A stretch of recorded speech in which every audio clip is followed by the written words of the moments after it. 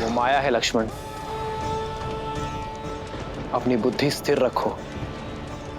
कोई मां अपने प्राण बचाने के लिए अपने पुत्र को समर्पण के लिए नहीं कह सकती। मेरी सहायता करो पुत्र।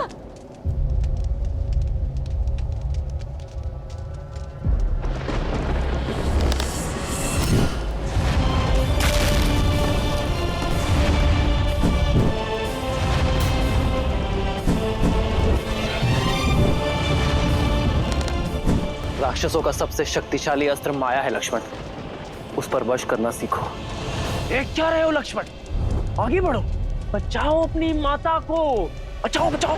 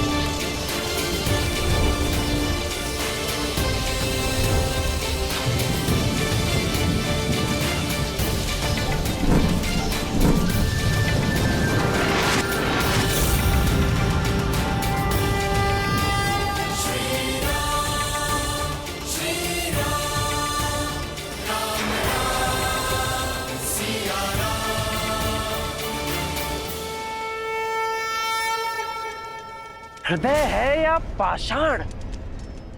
तुम्हें अपनी माता के प्राणों की तनिक भी चिंता नहीं? कैसे पुत्र हो लक्ष्मण तुम?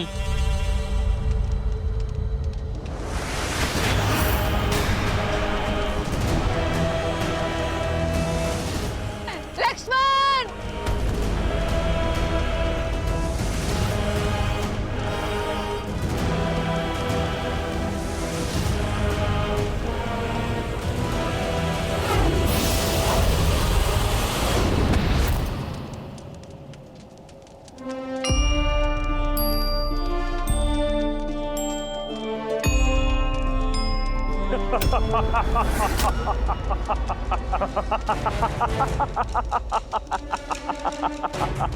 ना तो मेरी काया का अंत कर पाओगे और ना ही मेरी माया का राम।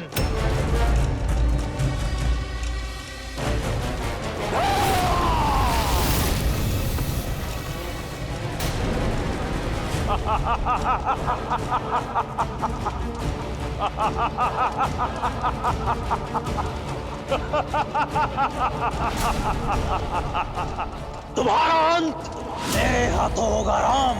अपनी माता का प्रतिशोध लूंगा मैं। अभी भी समय है, मान लो हार। यह यज्ञ भंग होकर रहेगा राम।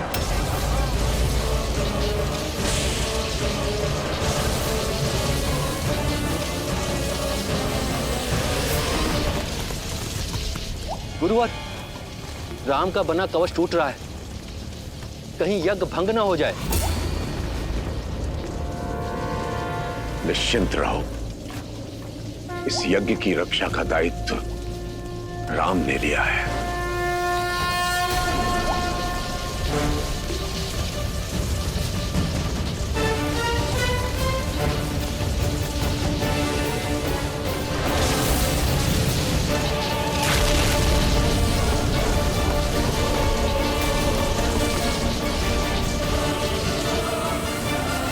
अब इस मायावी का अंत हम कैसे करेंगे भैया? माया का अंत केवल सत्य कर सकता है लक्ष्मण, और सत्य केवल एक ही है।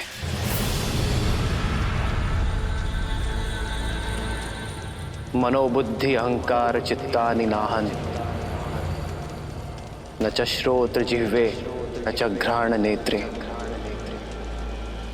न च व्योम भूमिर्न तेजो न वायु, चिदानंद रूपः शिवोहम शिवोहम।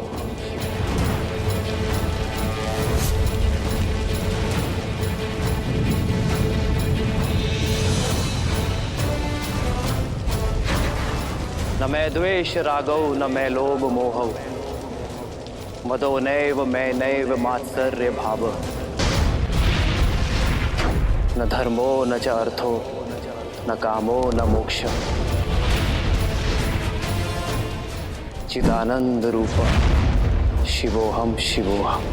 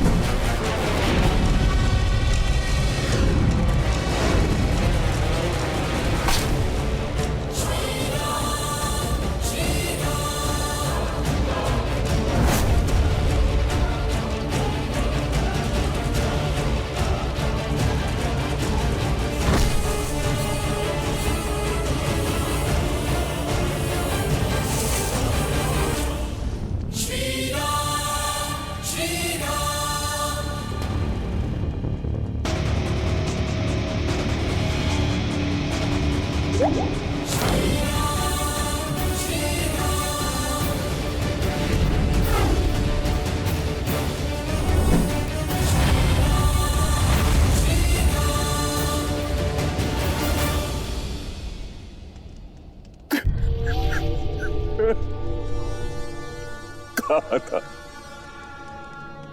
मत करो ऐसा, लेकिन तुमने अपने मां की बात नहीं मानी। क्या मिला? पहले बात चली गई, अब तुम्हें जाना पड़। प्रतिशोध की अग्नि ने तुम्हें ही भस्म कर दिया। दोष केवल सुबाहु का नहीं था मारीच,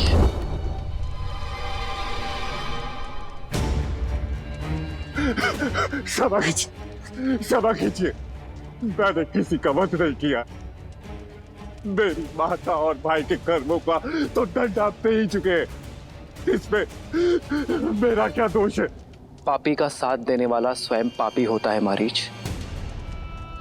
तुमने माया का उपयोग धर्म के विरुद्ध किया, ऋषियों का यज्ञ भंग करने के लिए। दयाराम, क्षमा कीजिए, मैंने सुबाहु को समझाया, लेकिन भाई के लिए भावुक होकर उसकी सहायता कर बैठा। मैं वचन देता हूं कि अपनी मायावी शक्तियों का कभी दुरुपयोग नहीं करूंगा। मुझे अवसर दे प्रभु। जो प्रायश्चित का अवसर मांगे उसे अवसर अवश्य मिलना चाहिए, परंतु प्रायश्चित का अर्थ ये नहीं कि उसे उसके किए हुए पापों का दंड ना मिले।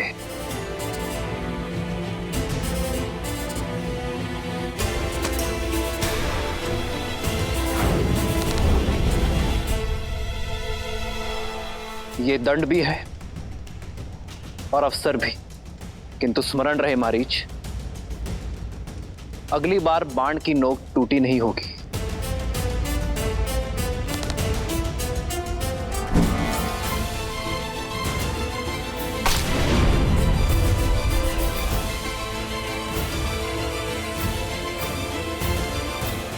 ये क्या भैया, आपने उस दुष्ट को छोड़ क्यों दिया?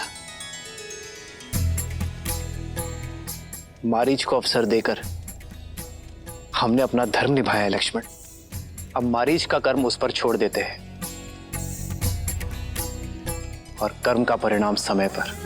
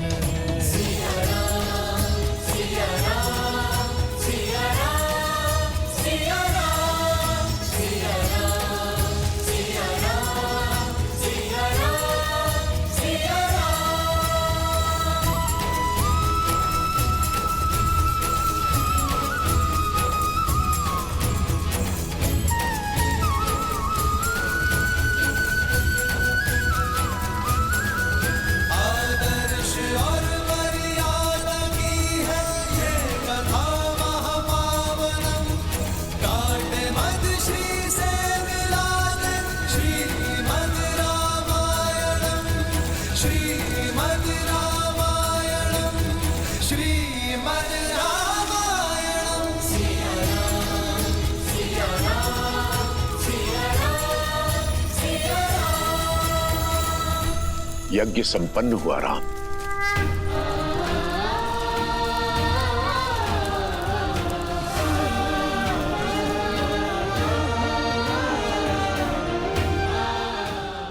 राम,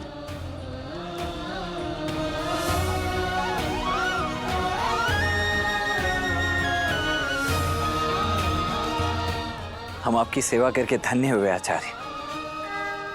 अंततः इस ताड़का वन को असुरों से मुक्ति मिल ही गई और आपका उद्देश्य भी पूर्ण हुआ। ये उद्देश्य नहीं था लक्ष्मण, ये परीक्षा थी। परीक्षा? हाँ, मैं ये देखना चाहता था कि राम इस कर्तव्य को निभाने में सक्षम है अथवा नहीं। तो अब और क्या करना शेष है गुरुवर?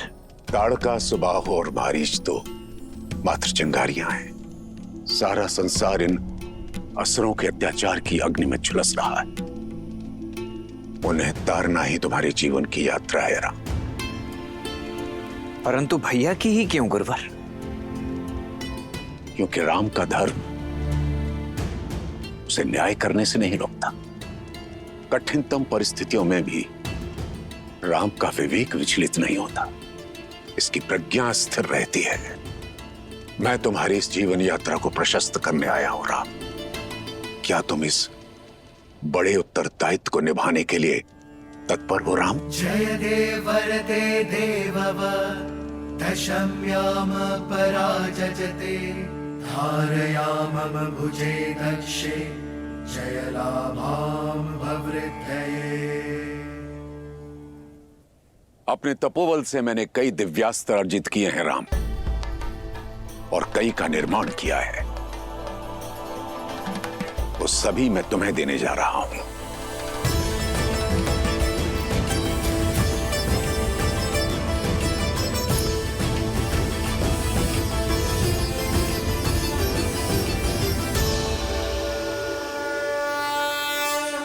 आग्नेयास्त्र।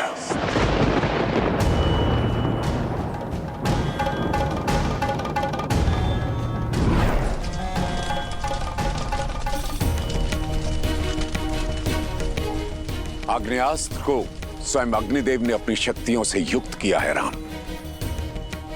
इससे अग्नि की भयंकर लपटें निकलती हैं जो सब कुछ भस्म कर देती हैं, यहां तक कि जल को भी। ग्रहण करो।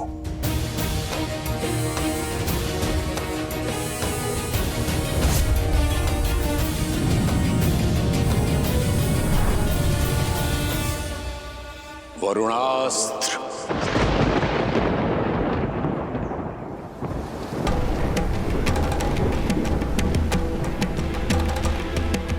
वरुणास्त्र जल का स्वामी है राम। भयंकर वर्षा से शत्रु की पंक्तियों को तितर बितर कर देता है। मरुस्थल में भी बाढ़ लाने में सक्षम है ये। स्वीकारो राम।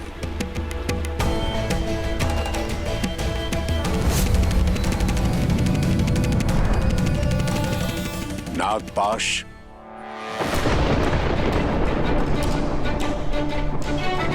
नागपाश की रचना स्वयं शेषनाग ने की है। इसके संधान से शत्रु को विषैले नाग जकड़ लेते हैं और उनका विष उनके प्राण ले लेता है। स्वीकारो राम।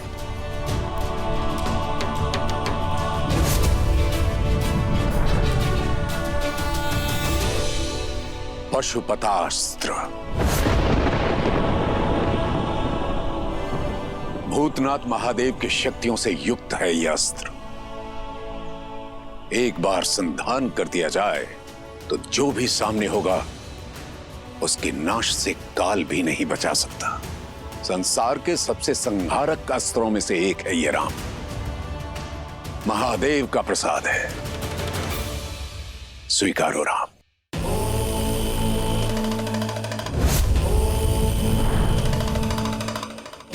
और साथ ही महादेव का महेश्वरास्त्र भी।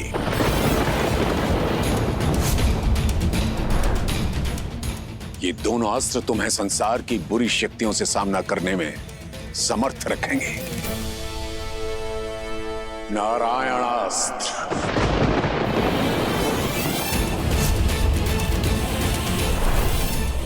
नारायण का अस्त्र है ये, जो शत्रु का संतुलन बिगाड़ दे, उसे धराशायी कर दे। ब्रह्मास्त्र।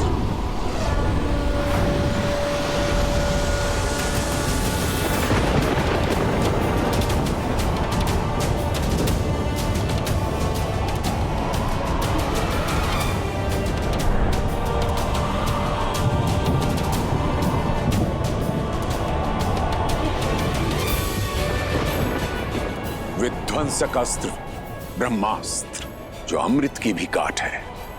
एक पल में शत्रु के पूर्ण सैन्य बल को धूलि कणों में परिवर्तित करने में सक्षम है ये अस्त्र। स्वीकारो राम। राम राम रामेति रमे रामे मनोरमे सहस्रनाम तत्तुल्यम्। ब्रह्मास्त्र के साथ साथ राम को विश्वामित्र से अनेक दिव्यास्त्र प्राप्त हुए। यम का यम पाश, मोहनास्त्र, मानवास्त्र समेत मोहिनी, सिरसेना और विलपना जैसी कई सिद्धियां राम को सौंप दी।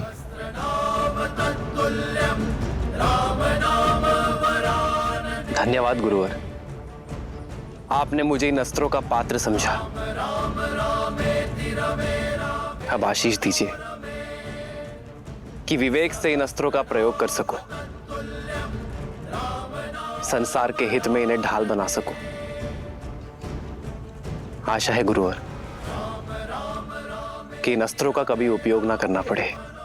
जो अस्त्र को ढाल बनाकर उनका प्रयोग करने की मंशा रखता हो, वो ही जगत का कल्याण कर सकता है। साधु। राम राम रामेति रमे राम राम राम रामेति रमे रामे मनोरमे सहस्रनाम तत्तुल्यम् राम नाम वरानने। और अंत में ये अक्षय तूणीर, जिसमें इंद्र के अमोघ बाण है, ये कभी लक्ष्य नहीं चूकते राम, और अपना लक्ष्य साधकर पुनः लौट आते हैं। तुम्हारी यात्रा में तुम्हारे सहायक होंगे ये।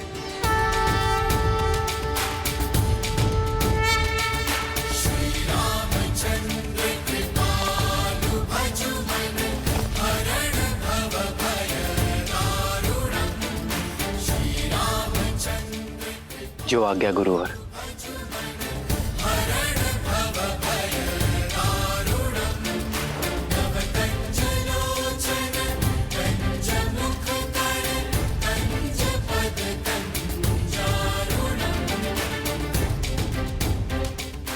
तुम्हारा यहां आने का मंतव्य पूर्ण हुआ राम। अयोध्या लौटने से पूर्व मैं तुम्हें कहीं ले जाना चाहता हूं। आप जो मार्ग दिखाएंगे उससे शुभ क्या होगा गुरुवर?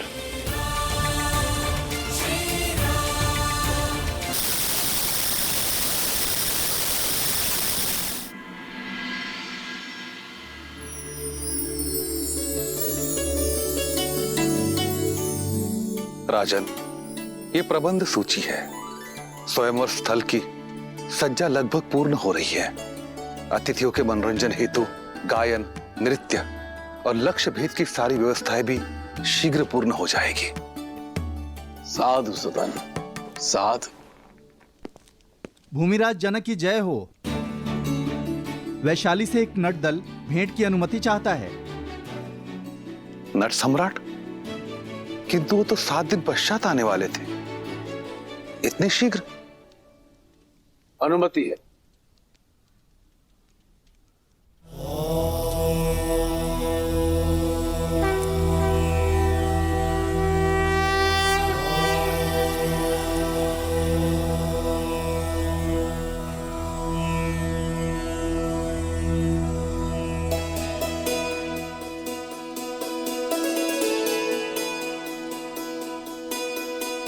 प्रणाम मिथिला नरेश, प्रणाम। मैं नागेंद्र, नट सम्राट का शिष्य, देवी सीता के स्वयंवर में अपनी प्रस्तुति देने आया हूं। किंतु आप तो 7 दिन पश्चात पधारने वाले थे। आपका कथन सर्वथा उचित है, परंतु हमने एक छोटा मार्ग चुना। ताड़का वन से आए हैं। ताड़का वन?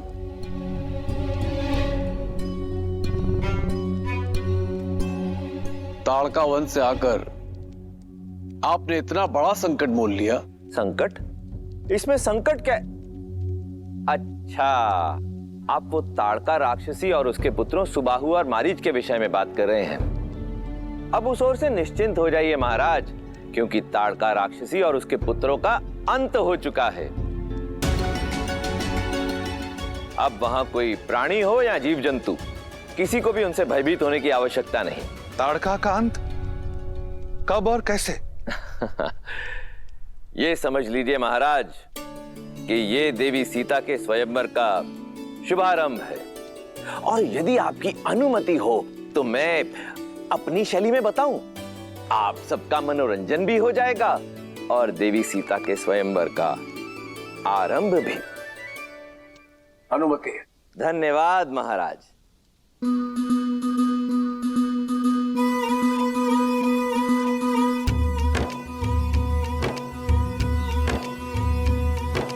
महावेगी सरयू के किनारे पावन बड़ा है एक नगर, जहां सूर्य वंश की महिमा से है रची बसी हर राह डगर। प्राण जाए पर वचन न जाए, प्रण पाले हर योद्धा है। जहाँ धर्म का सूरज उगता है, उसका नाम अयोध्या है, उसका नाम अयोध्या है, उसका नाम अयोध्या है। तो राजन, एक रात्रि ऋषियों में ऋषि विश्वामित्र वहां पधारे थे। मांगा दशरथ से पुत्र सबल, जो उनकी आंख के तारे थे। कर्तव्य के लिए संग जाना चुना, वो वीर कुमार है महाबली। पर जब ऋषि संग जाना हुआ ताड़का वन, असुरों में जैसे मची खलबली। तब पहुंची वहां विशाल ताड़का, हर जन जिससे घबराता था।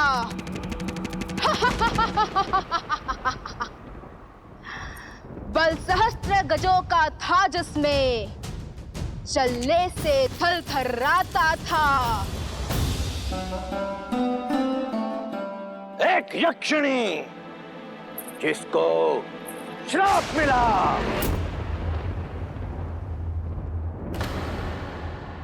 असुरा बन बैठी दुर्भागी।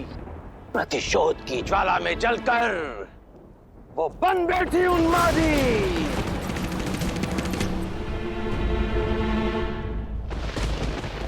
जब दशरथ पुत्र से हुआ सामना, करुणा भरा वो पल आया, जिसे जग ने झिड़का असुरा कहकर, उसे वीर ने मां कहकर समझाया।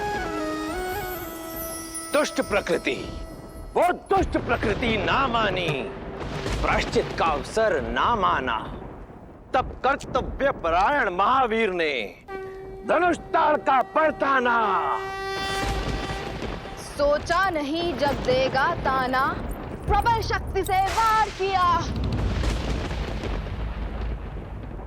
एक असुरी का संहार नहीं, एक माता का उद्धार किया।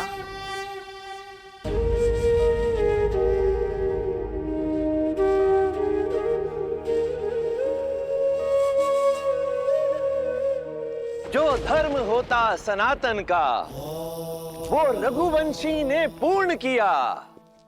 माँ कहने का कर्तव्य निभाया, संस्कार किया और मोक्ष दिया।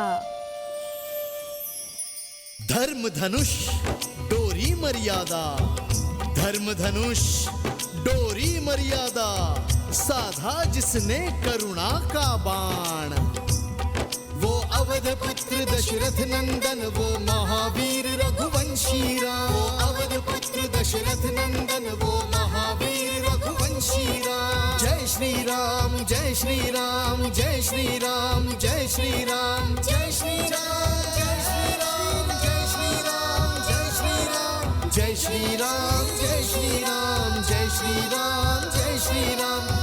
श्री राम जय श्री राम जय श्री राम जय श्री राम जय श्री राम। साधु साधु। आर्य, अवध कुमार ने ताड़का को मार डाला। हमने अयोध्या निमंत्रण भेजा है ना? दिया है।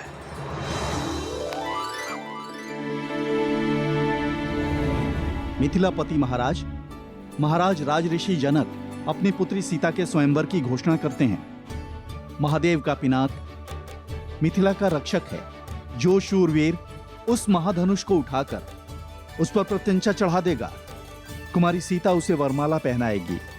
राजर्षि जनक का सविनय अनुरोध है कि अयोध्या अपने कुमारों को अयोध्या का प्रतिनिधि बनाकर स्वयंवर में भेजने की कृपा करे। विश्वास ही नहीं होता।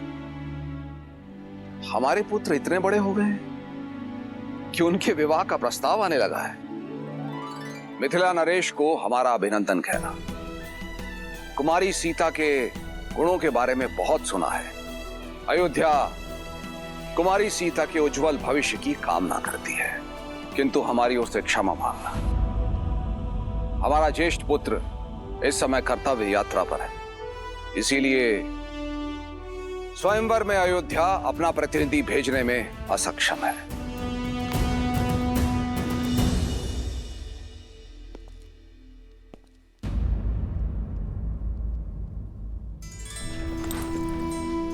महाराज, क्यों ना हम महर्षि विश्वामित्र को ये संदेशा भिजवा दें कि वो राम को लेके यहाँ लौट आए। नहीं सुमित्रा, ब्रह्म ऋषि विश्वामित्र को संदेश भेजने का अर्थ है रघुकुल की परंपरा को तोड़ना।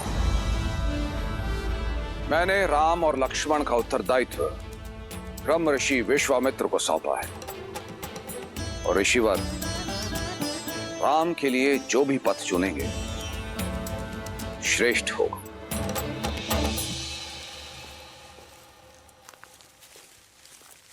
विश्वामित्र ऐसा कैसे कर सकते हैं? इस मार्ग पे चलना महापाप है।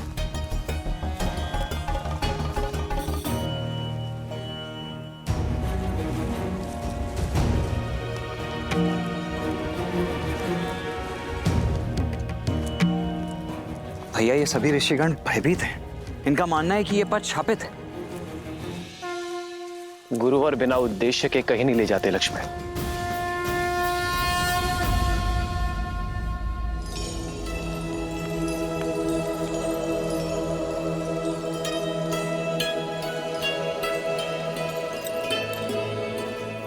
गुरुदेव,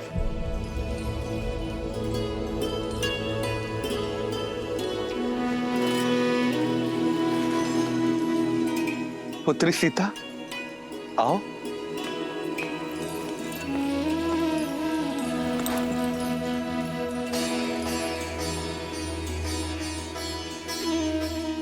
कितनी शांति मिल रही है यहाँ।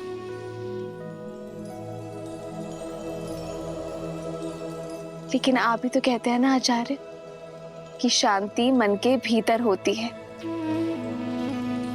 फिर बाहर खोजने की क्या आवश्यकता है? जब मन ग्लानि से भरा हो तो शांति बाहर ही तो खोजी जाती है ना सीता।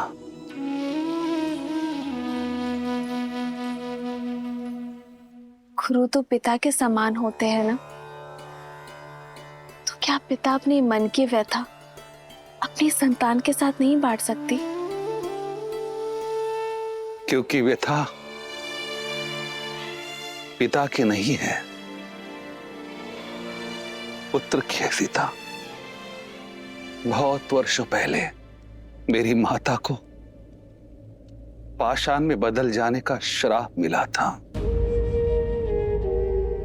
और वो श्राप स्वयं मेरे पिता ने उन्हें दिया था।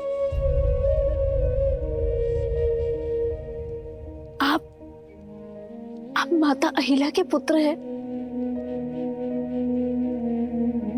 क्षमा चाहती हूँ गुरुदेव, मैं नहीं जानती कोई थी कि... नहीं जानता सीता, केवल तुम्हारे पिता के कारण राजगुरु सदानंद का अस्तित्व है। माता को श्राप मिलने के पश्चात हर ओर से मुझे धुतकारा गया, उपेक्षा मिली, अपमान मिला। तब मिथिला ने मुझे शरण दी। केवल 8 वर्ष का बालक था मैं, समझ ही नहीं पाया ये क्यों हुआ, ये क्या हुआ। युवावस्था में आया तो पता चला वो आरोप कितने गंभीर है। सारा संसार मेरी मां को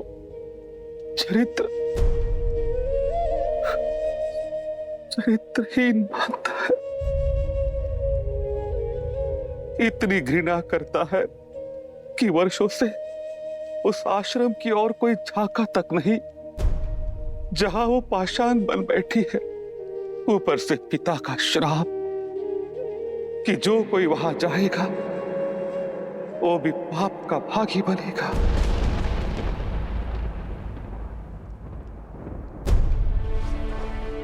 किंतु सत्य कहो सीता, मैं नहीं मानता कि मेरी माता ने कोई पाप किया होगा, पर संसार जो मानता है वो इसी विवशता की उथल पुथल में शांति की खोज में आ जाता। महादेव पर विश्वास रखिए गुरुदेव। आज दशरथ नंदन की कथा सुनकर मुझे आभास हुआ, यदि शाप है तो उसका काट भी है।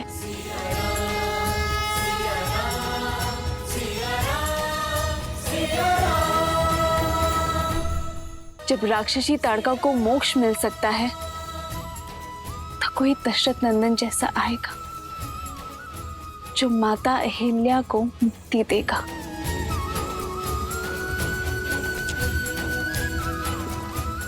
कोई ऐसा जो जन की नहीं मन की सुनेगा।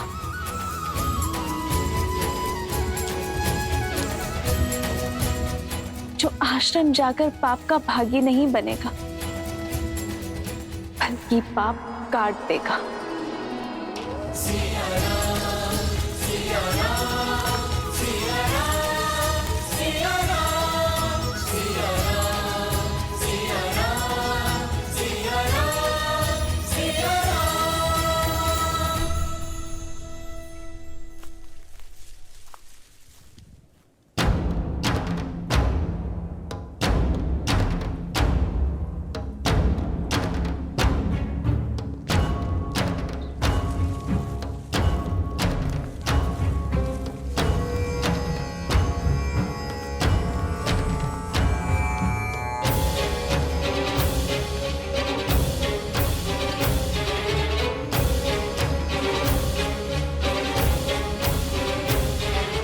हम यहाँ क्यों रुके हैं गुरुवर? और ये स्थान कौन सा है गुरुवर? ये वो स्थान है लक्ष्मण जहां एक पतिव्रता पतिता बन गई, जिसके पति ने उसे पाषाण बनने का शाप दे दिया।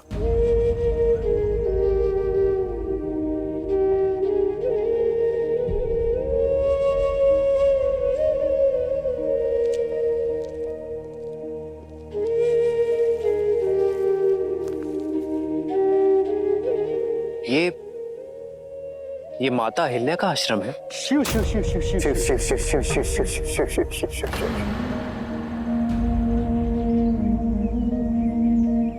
और ये शिल्प उनका? हाँ राम, अब ये चयन तुम्हारा होगा कि तुम संसार के दृष्टिकोण को अपनाओगे अथवा अपने धर्म की दृष्टि से इसे देखोगे। यही है चरित्रहीन अहिल्या। अपने कुल, अपने परिवार, इस समाज को कलंकित करने वाली कुलटा। अपने पति के साथ छल करके पर पुरुष के साथ संबंध स्थापित करने वाली कुलक्षणी। राम, आगे मत बढ़ो, यहाँ श्वास लेना भी पाप है। न जाने गुरुदेव हमें यहाँ क्यों लेकर आए हैं। राम को शाप लग जाएगा गुरुदेव। मुझे मेरे गुरुवर यहाँ तक लेकर आए हैं और यहाँ से आगे का उद्देश्य मैं स्वयं ढूंढ लूंगा।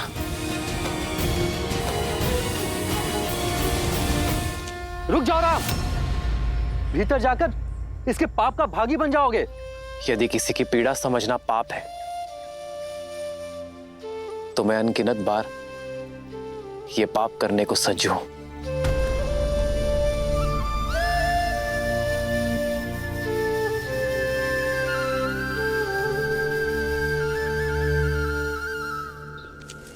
लक्ष्मण,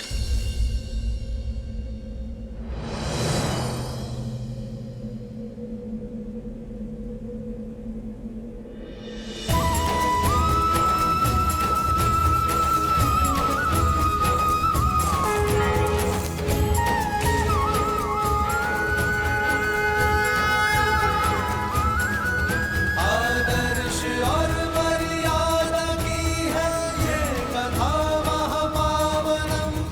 काटे मद श्री से मिला दे श्री